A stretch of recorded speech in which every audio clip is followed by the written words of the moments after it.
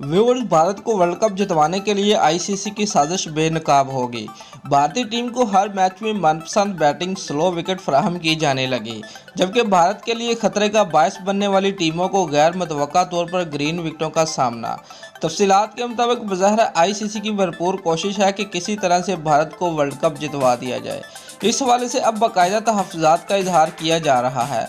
भारत को world cup जितवाने के लिए आईसीसी की साजिश बेनकाब करते हुए बताया गया है कि भारतीय टीम को हर मैच में मनपसंद बैटिंग स्लो विकेट फराहम की जाने लगी है, जबकि भारत के लिए खतरे का बायस बनने वाली टीमों को गैर मुतवक्का तौर पर ग्रीन विकेटों का सामना करना पड़ रहा है। भारत अपनी मनपसंद विकेटों के बायस ही मैचेस में कामयाबी हासिल कर रहा है, जबकि दीगर एशियाई टीमें फास्ट विकेटों के बायस परेशानी का शिकार हैं।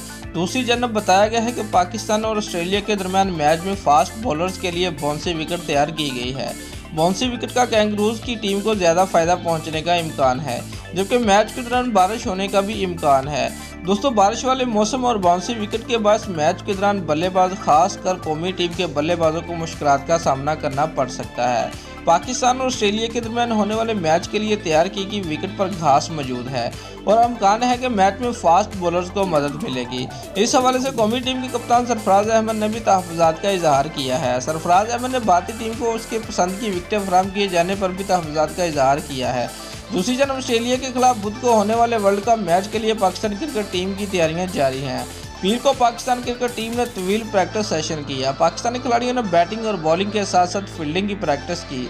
ये भी वाज़ह है कि नौटंगम के मौसम पहले से ही बेहतरी आई है, ताहम बुध को बारिश के इम्कानात अब भी मौजूद है। इस हवाले से सूरत हाल बुध को ही वाज़ह होगी।